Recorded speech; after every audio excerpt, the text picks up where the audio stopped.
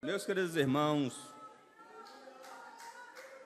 abra sua Bíblia em Efésios capítulo 3,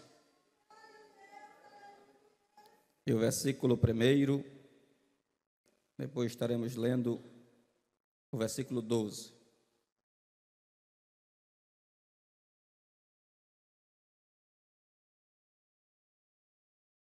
Todos encontraram? Efésios 3:1. Por essa razão eu, Paulo, o prisioneiro de Cristo, que vocês ouviram falar a respeito da dispensação da graça de Deus a mim, confiada em favor de vocês. Pois, segundo uma revelação me foi dada a conhecer, o mistério, conforme escrevi há pouco, resumidamente. Ao lerem o que eu escrevi, poderão entender a minha compreensão do mistério de Cristo, o qual em outras gerações não foi dado a conhecer aos filhos dos homens, como agora foi revelado aos seus santos apóstolos e profetas pelo Espírito.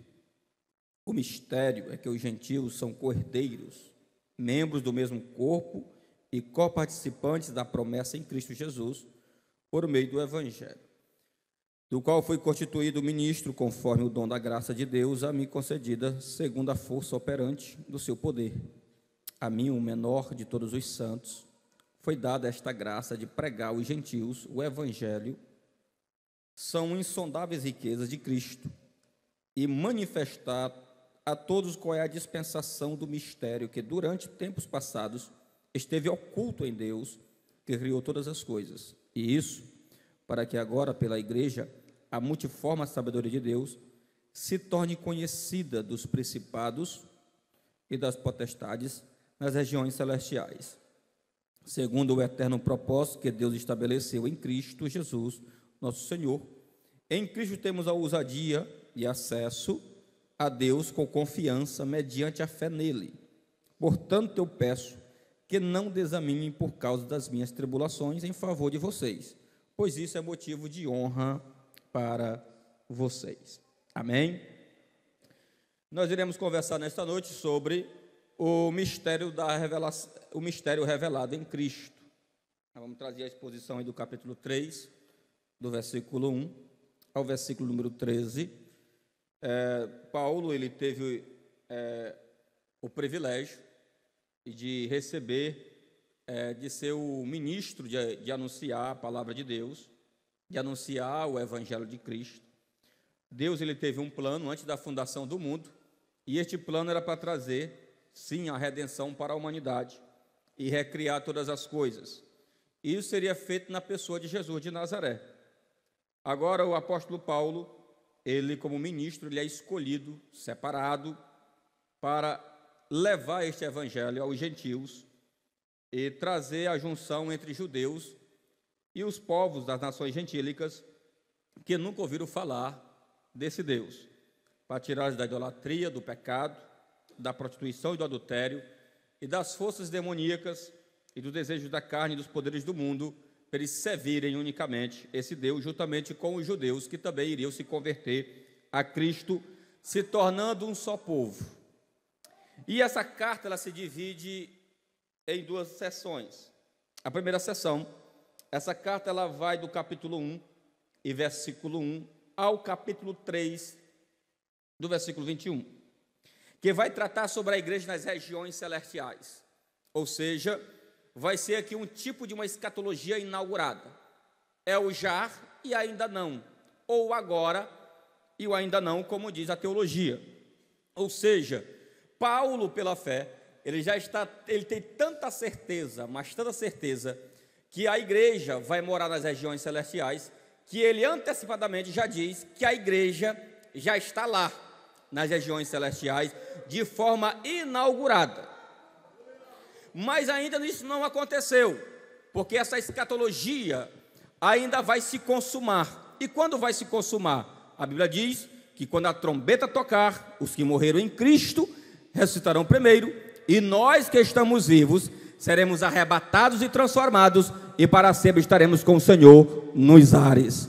Aqui está o propósito dessa crença de Paulo, que ele tem a certeza que a igreja já inaugurou essas regiões. A segunda seção da carta, que vai do capítulo 1, do capítulo 4 ao versículo 1, do 6 ao 20, que fala da igreja no mundo. Ou seja, a igreja está nas regiões celestiais, mas ainda não. Por quê? Porque ainda estamos no mundo. E nós precisamos transformar essa sociedade corrompida pelo pecado, vivendo a fé em Cristo Jesus. Por isso que Jesus disse que nós somos sal da terra e a luz do mundo. As pessoas têm que olhar para nós e entender, ao invés da cultura pós-cristã impactar a igreja, é a igreja cheia de Cristo, cheia de Deus e cheia do Espírito, que tem que impactar uma cultura pós-cristã, uma cultura criada sem Deus. Então a igreja está no mundo com esse propósito. Jesus ele fez uma oração, que é para Deus nos livrar do mal, mas diz para não nos tirar do mundo. Ou seja, nós estando no mundo, nós temos a obrigação de representar a Deus, glorificar a Deus, para que o bebum, a prostituta, o adúltero, o pecador, olhe para nós e creia em Jesus e aceite Ele como o Salvador de suas vidas. Então a igreja trabalha nesse propósito, e Paulo ele faz essa divisão. E meu querido, e aqui o primeiro ponto, nós vamos conhecer os mistérios, ou conhecer o mistério de Deus, que Paulo tanto fala, que você vai ver aí a partir do capítulo 3 e o versículo 1, leia aí comigo. Por essa razão, eu, Paulo, o prisioneiro de Cristo Jesus, por amor de vocês, os gentios. Observe que Paulo, você sabe que a Bíblia fala de 3 povos, fala de judeus, fala de gentios e fala de igreja. Os judeus é aquele povo que vive no pacto da antiga aliança, na circuncisão, e você vai ver que os gentios é esse povo que nunca se encontrou com Cristo. E a igreja é aquela que está fundamentada e glorifica Cristo. Outrora tu era gentil, mas hoje tu é igreja, para adorar e bendizer o Criador dos céus e da terra. E aqui Paulo ele vai tratar esse ponto muito importante. Ele vai falar aqui, por essa razão, está aí no texto. A expressão por esta razão está conectada com o que o apóstolo Paulo está falando no capítulo 1 e no capítulo 2. E você vai ver que isso, você vai ver uma ocorrência que Paulo, ele vai relembrar muito bem do que ele havia falado e vai dizer, vocês se lembram do que eu falei para vocês? Está aí no capítulo 3, versículo 4, leia aí comigo. Ao lerem o que eu escrevi. O famoso João Calvino, ele comentando essa carta, ele vai dizer que aqui Paulo possivelmente estaria falando de uma outra carta de Éfeso que havia se perdido. Mas nós devemos crer que não é exatamente isso que Paulo está dizendo. Paulo está falando do próprio contexto da carta de Éfeso, que ele está falando do capítulo 1 e do capítulo 2. E o que é que Paulo está falando no capítulo 1? No capítulo 1 ele está dizendo o seguinte, olha, vocês se lembram o que eu escrevi? Vocês se lembram que eu preguei para vocês quando eu estava em Éfeso?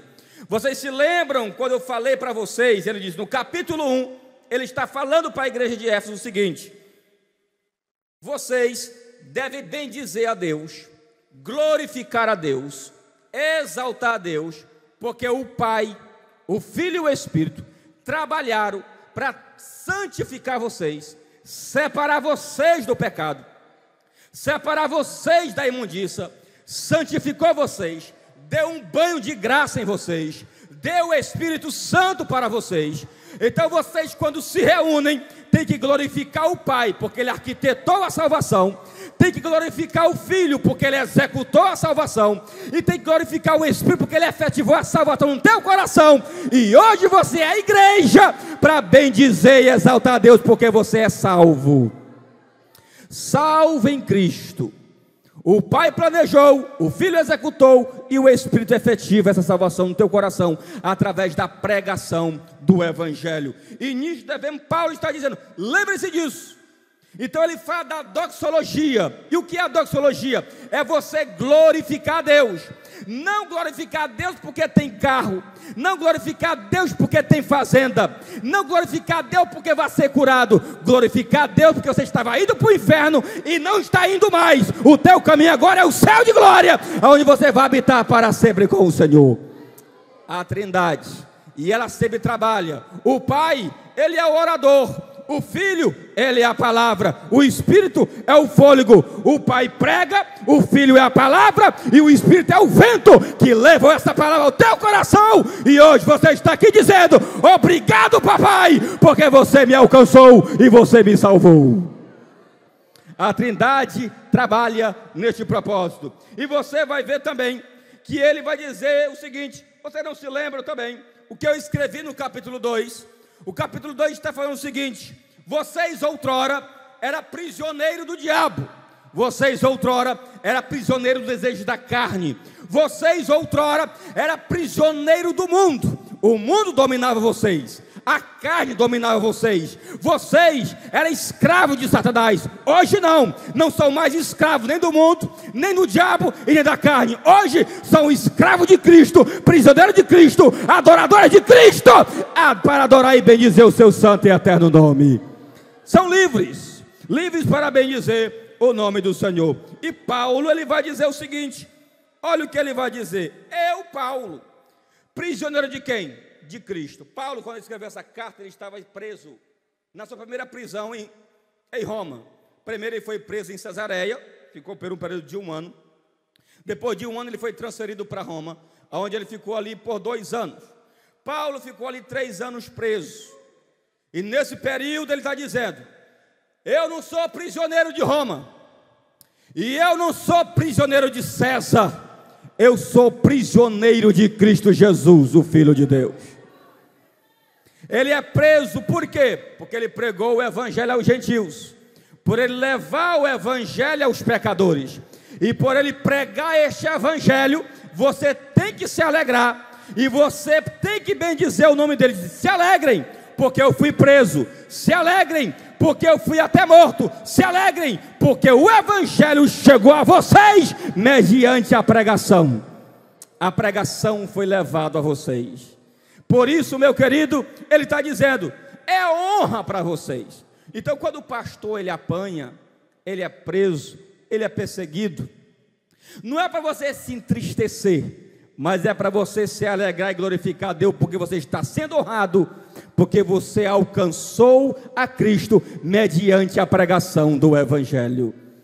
Porque as prisões de Paulo não servem a outra coisa a não ser para o bem-estar e o crescimento do evangelho. Por quê? Porque ele mesmo preso, ele começou a pregar para os soldados, e os soldados de César começou a receber Jesus como Salvador. Ou seja, eu posso ser preso, mas a palavra ela não é presa, ela é livre, e ela alcança os corações. Então Paulo estava sempre pregando a Cristo, e ele vai dizer aos filipenses, dizendo o seguinte: olha, meus irmãos, eu quero dar saudação a vocês, e também saudação dos soldados de César que se converteram. Ou seja, Paulo estava preso, mas ali todos estavam se convertendo. E no capítulo de número 3 e versículo 13, você vai ver Paulo mandando você se honrar. Quando um pastor ele é perseguido, ele manda você se alegrar, porque um pastor ele é perseguido por causa da pregação do evangelho.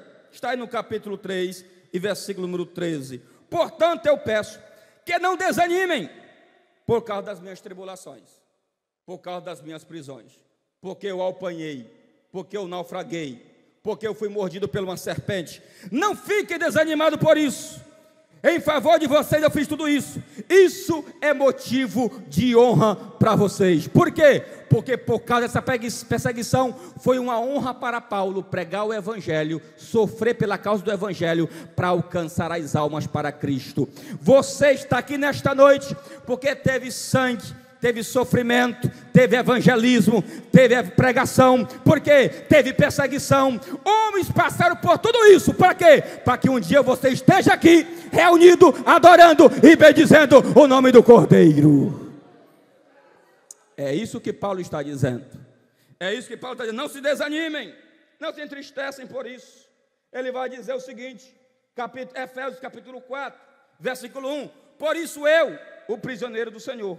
2 Timóteo, capítulo 1, versículo 8. Portanto, não se envergonhe do testemunho de nosso Senhor, e nem do seu prisioneiro, que sou eu. Filemão, verso 9. Prefiro, no entanto, pedir em nome do amor, sendo que sou Paulo velho e agora prisioneiro de Cristo Jesus.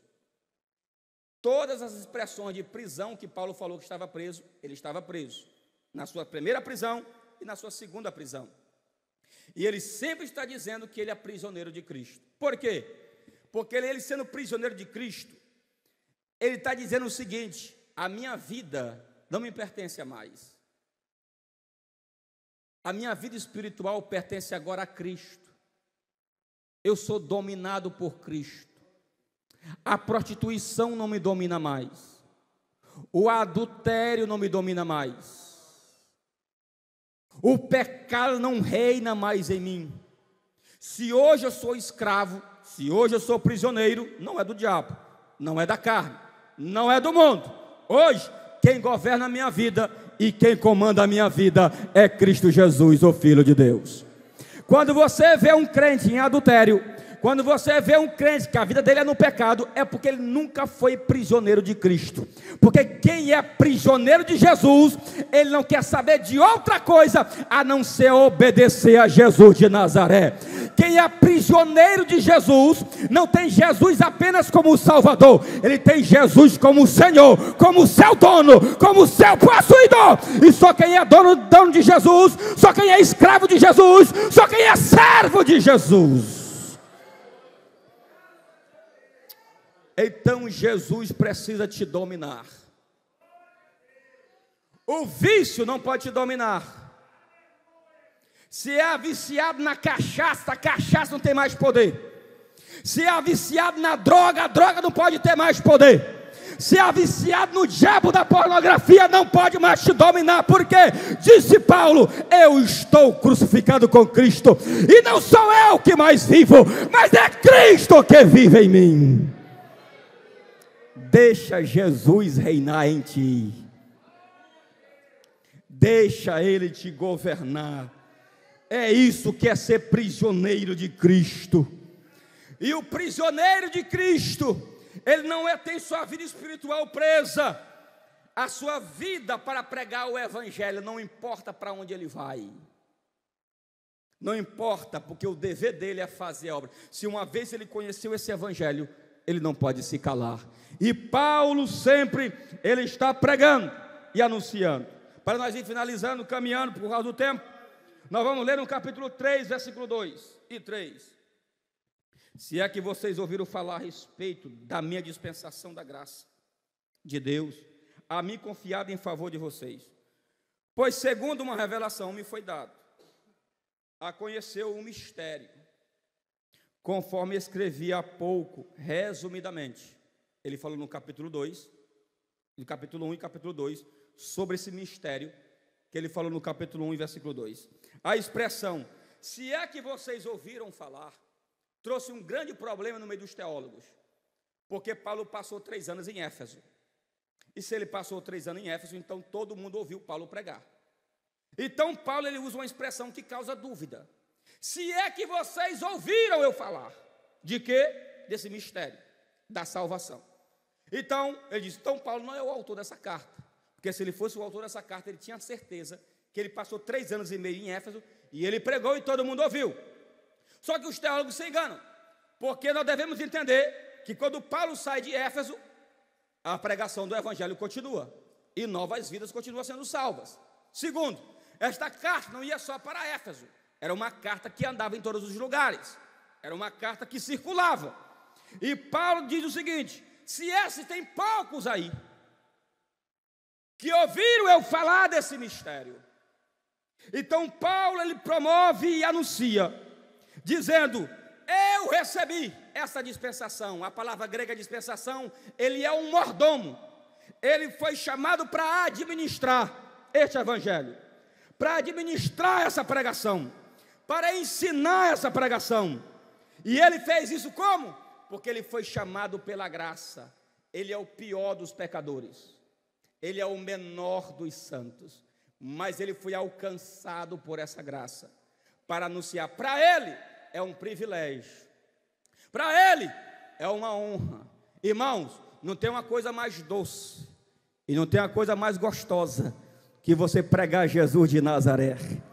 Não tem uma coisa mais linda e mais preciosa, é quando você abre a boca e prega para Jesus. Não importa os sofrimentos, não importa as prisões, não importa as perseguições, não importa as línguas maldosas, o que é prazeroso é abrir a boca e ver Jesus salvando e as pessoas indo para os céus de glória. E Paulo tinha esse prazer de anunciar esse Cristo crucificado, que ele foi encontrado lá em Damasco, Atos 9,15. Porém, o Senhor ordenou-lhe: vai, pois ele é para mim um instrumento escolhido, a fim de levar o meu nome diante dos gentios e seus reis, e perante o povo de Israel. Ou seja, Paulo, ele foi chamado para pregar para os gentios. Primeiro, ele é um administrador da pregação. Ele, como administrador, ele recebeu a pregação. Deus deu a ele. E se ele recebeu essa mensagem, então ele não vai pregar outra mensagem. Ele não vai pregar ele mesmo. Ele não vai pregar um testemunho. Eu estava ali, estava acolá, Jesus fez isso. Ele não vai ficar pregando dizendo que é um curadeiro, que cura toda hora. Porque o homem que recebeu a mensagem, ele não prega ele mesmo. Ele não prega outra coisa a não ser Cristo, Cristo, Cristo, Cristo, Cristo, esse crucificado e esse ressuscitado dentre os mortos para a glória do seu nome. Então Paulo, ele recebeu essa mensagem e ele vai começar a administrar, pregando, levando o evangelho. E essa mensagem, ele não vai só administrar, levando, ele vai também pregar, porque através da pregação é que ele vai fazer as pessoas se encontrar com Deus. Escute o que está acontecendo nesta noite. Você olha para a esfera natural. Você olha aqui, está uma mesa, está os músicos, está o pregador, está os obreiros, está as irmãs fardadas, os jovens fardados, os diáconos. Tudo está natural. Não está natural. A pregação é o ponto de encontro que a igreja se encontra com Deus. Neste momento, Deus está falando com você mediante a sua palavra. Tem um encontro aqui entre céu e terra. A palavra está sendo administrada, e quando a palavra é administrada, a voz de Deus está indo ao teu encontro. Eu só sou apenas aquele que transmite, mas o que está sendo transmitido é a voz de Deus, é a palavra de Deus, é o poder de Deus. Hoje você tem um encontro marcado com Jesus através da palavra. Por isso que João Calvino disse, e Santo Agostinho disse, quando a Bíblia fala, quando as Escrituras falam, Deus fala. A palavra é pregada e você está ouvindo Deus. Se eu recebo a palavra, eu vou administrá-la. Vou fazer você hoje o ponto de encontro entre você e Deus.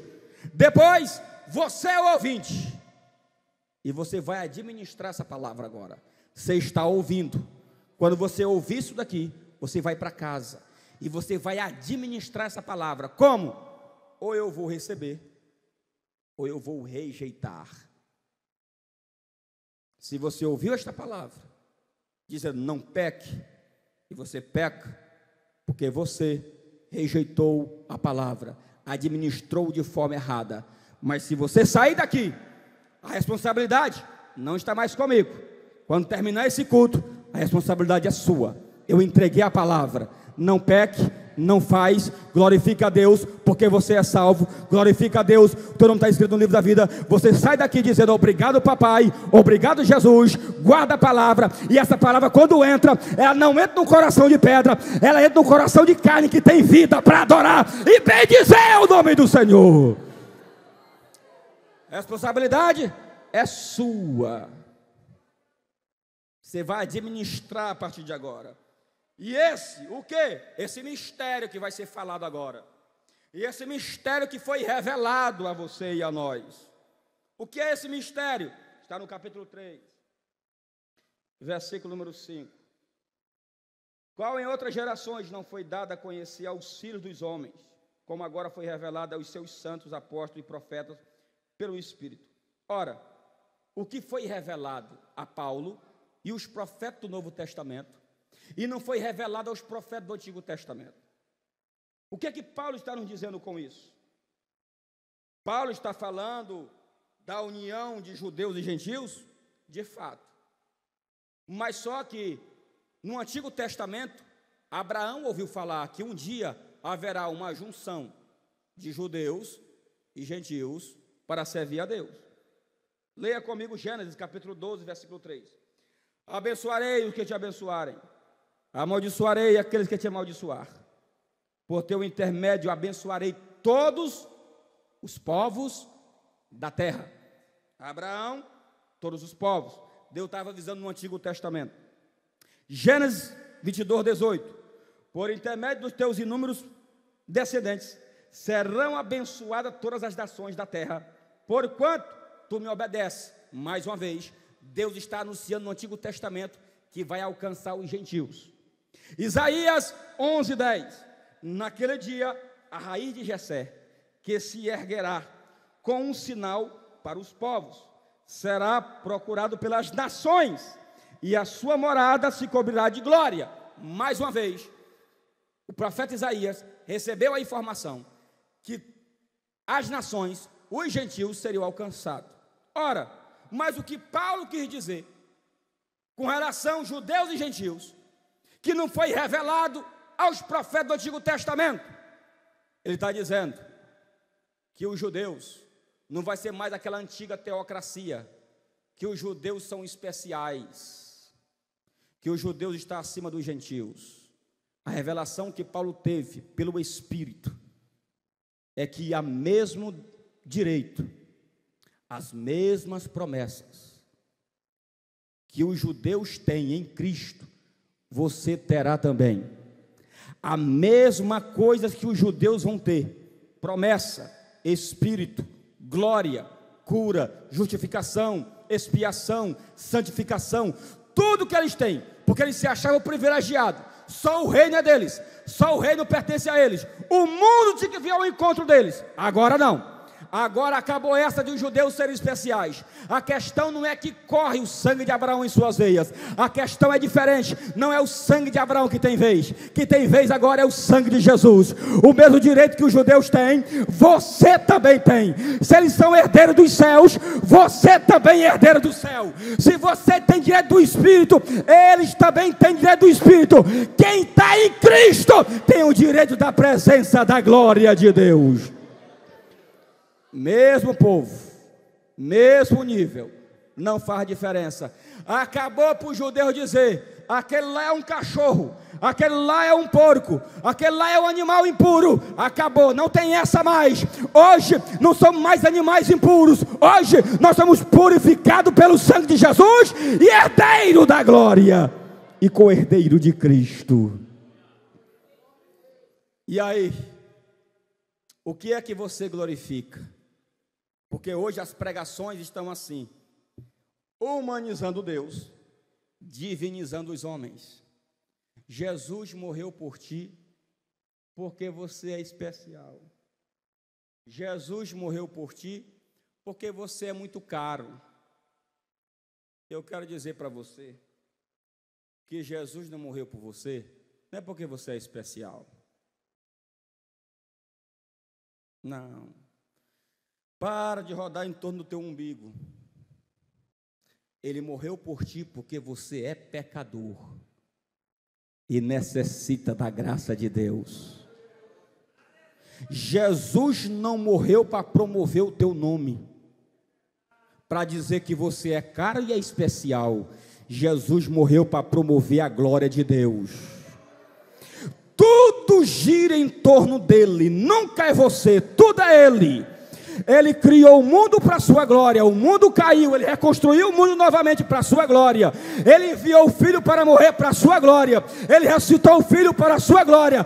Ele salvou você para a glória dele. E você não está aqui para fazer outra coisa a não ser agradecer e glorificar o nome dele. Porque hoje está assim, hoje a moda. Você coloca um banquinho, aí coloca um óculos em redondo, uma luzinha sobre sua cabeça, Aí senta e abre a Bíblia, aí vai pregar uma mensagem egocêntrica. Você é o cara, você vai conquistar, o céu é seu, o melhor de Deus ainda está por vir. O melhor de Deus ainda não está por vir, ele já veio, ele foi para a cruz, derramou o seu sangue escorria pelo madeiro do Calvário, o seu corpo foi levantado por uma corda, pregado naquele patíbulo, e pregado naquele estipe, e ele estava pendurado entre os céus e a terra, com as suas costas toda deslacerada por 12 tiras de couro seco, e aquele couro enxuto tinha pedaço de bola de chumbo e pedaços de ossos que cravava na sua carne. Aquela carne deslacerada pelo aquele chicote, estava entrando frepas na sua carne, e ele não queria morrer sufocado, ele impulsionava força, e ele olhou para o ladrão da cruz e disse: hoje mesmo você estarás comigo no paraíso. Aqui está o motivo dele, ele morreu para te resgatar, para não ir para o inferno, crente.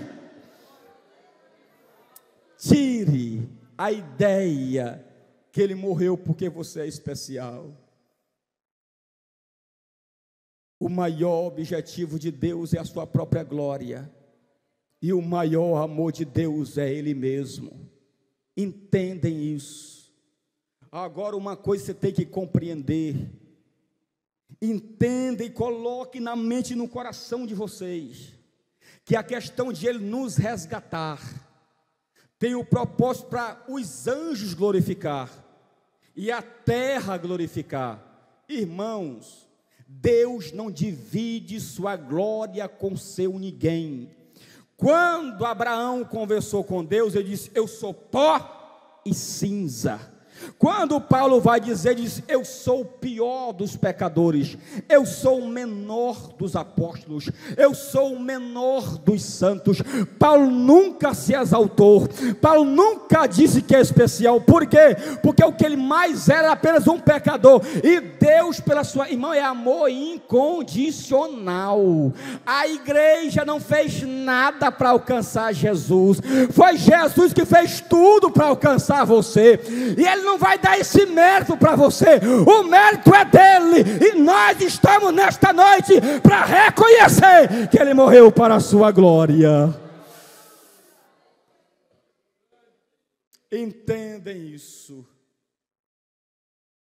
Paramos e pensamos, porque Jesus, ele deve ser tudo em nossas vidas. Porque se nós continuarmos com o culto antropocêntrico, o culto em nós, girando em torno de nós, é um perigo muito grande. O culto tem que girar em torno de Deus, para Deus. Ele criou para Deus, para a sua glória.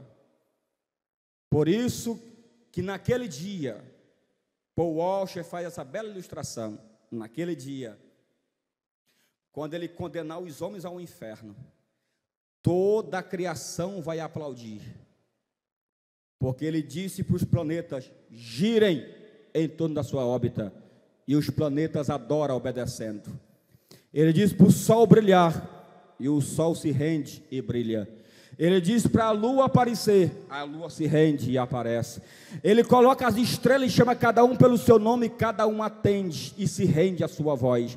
Ele diz para o grande mar: você não pode passar daqui. Ele diz para as montanhas: se elevem, e as montanhas se elevam. Ele diz para os vales: se abaixem, e os mares se abaixam. E ele diz para o homem: vem, e o homem não vem. Por isso que naquele dia,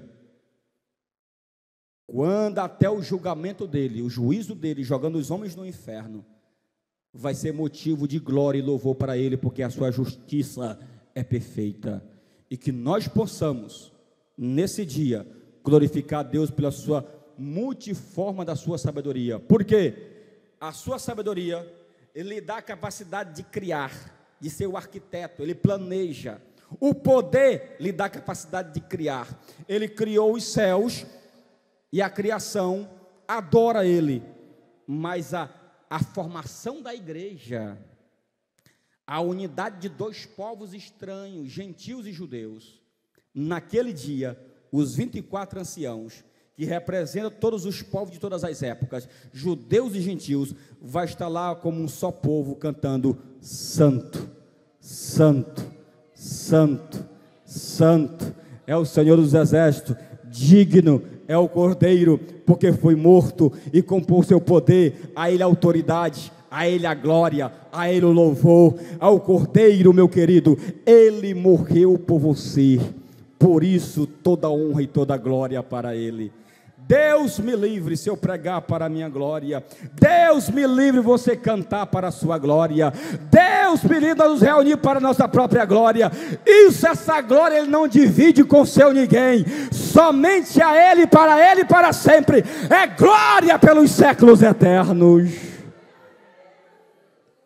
Então adore a Jesus pela tua salvação, que Deus possa nos abençoar para sempre.